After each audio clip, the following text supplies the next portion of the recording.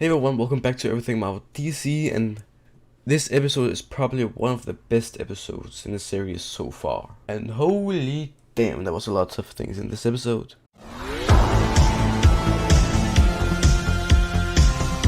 So first off, I've written notes down. This time not on my phone, this time on a note block on my computer. So let's start with and these are like the points I want to get to. So let's start with the first. We get to see in a picture that Pat shows Courtney in this episode, which is a very great way to world build this universe. And he shows us the 7 soldiers of victory, which has members like the Shining Knight, Speedy, Green Arrow, including Pat and Starman. And those are just the members that I could recognize sort of like right off the bat. We've actually seen 3 of the characters that I just mentioned. We've seen Pat, we've seen Starman, and we've seen the Shining Knight. We are seeing right now the Shining Knight. And I said in the first episode review that there was the janitor. His name is Justin, I found out.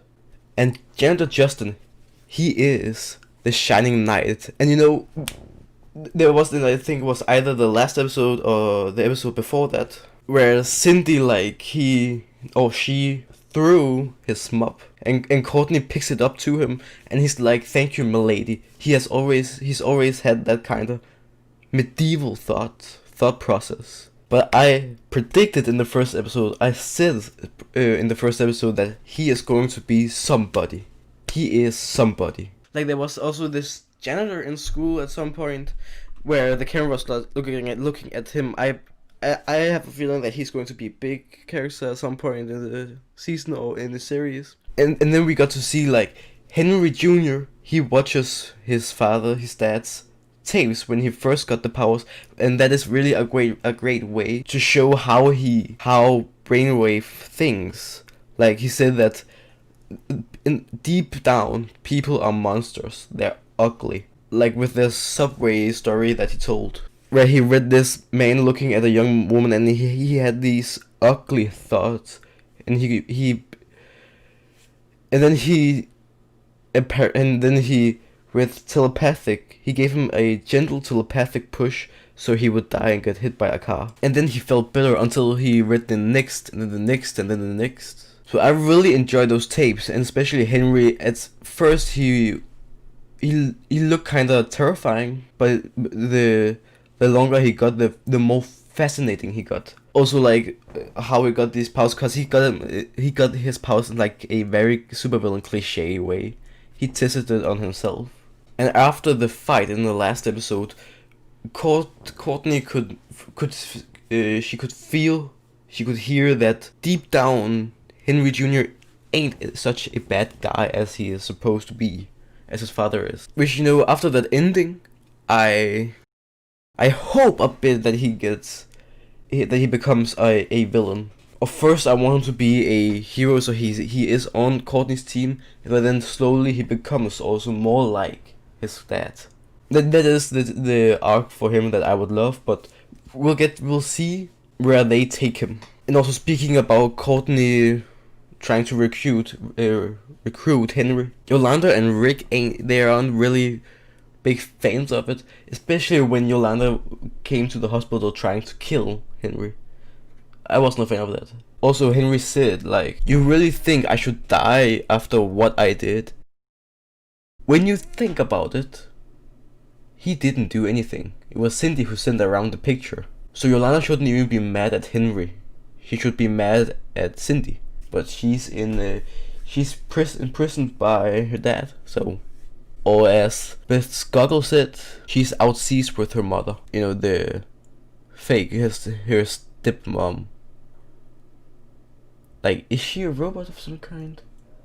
And it seems like that Jordan, aka Icicle, has a thing with Barbara. I really enjoy the scene where what Jordan said, that I finally accomplished this project after many years, and it has taken me around the globe Tokyo, London, across the 6 states. But it has also taken away my time with my family. And I'm going to accomplish the project, but I don't feel accomplishment. There is a good scene. I don't think that he's lying. He could be, but I highly doubt it. He clearly has a thing for Barbara. And then when Barbara invites him over to the family dinner, that didn't help. And, I really liked that scene, the family dinner. It was really tense, and I really liked it. It was kind of like the Thanksgiving family dinner in one of the 3 Spider-Man movies with Tobey Maguire in it. It was kind of like that. It gave me those kind of vibes. But of course, there aren't this scene isn't exactly the same. The Spider-Man scene is still better. The Spider-Man scene is still perfection. And also it was really fun to see them like not knowing who each other is while we know who they are. And also when Courtney gave Icicle that hot plate, and then he just touches it and he's fine. I think we all would like, what if we saw that? And now, of course, after learning that Jordan is probably Icicle, Courtney is probably going to stay a bit away from his son Cameron. But I don't know, some place I really just hope that he is just a normal guy. He isn't a superhero or a supervillain. But I know in the comics there are a character named Icicle Jr. But this show is its own thing, so it doesn't have to follow the comics, much like Gotham didn't do. And Barbara knows, or at least she saw the Cosmic Staff, and I really loved how the Cosmic Staff just started to play dead. That was really comedic and fun. But now, are they going to lie to her, or are they going to tell the truth? Because Courtney don't want to tell the truth. Pat do. I really hope they do, but I can also see why Courtney don't want, because you have to protect your family. And if the villains knows your identity, they can go after your family.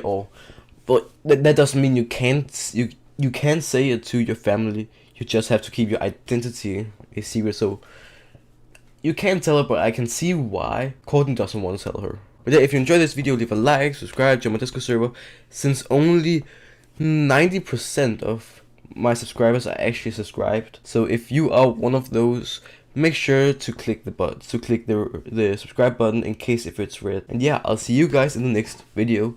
Goodbye.